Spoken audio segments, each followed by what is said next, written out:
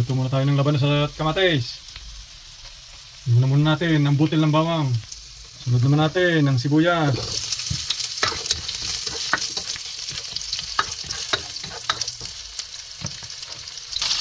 Sunod na natin ang kamatis na pulang-pula.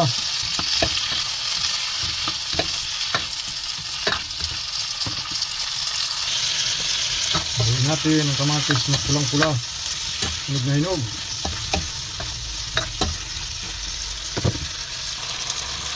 Unting patis na pangpalasa. Unting asin na panimbang ng timpla. Nilagay naman natin ang labanos na puting-puti.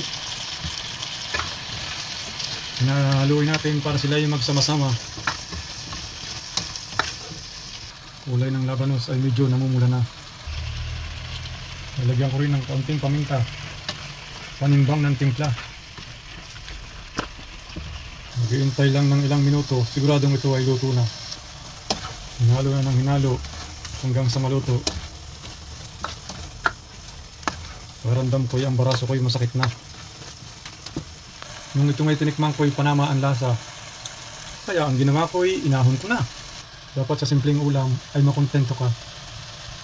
Upang ang nagluluto naman ay maging masaya.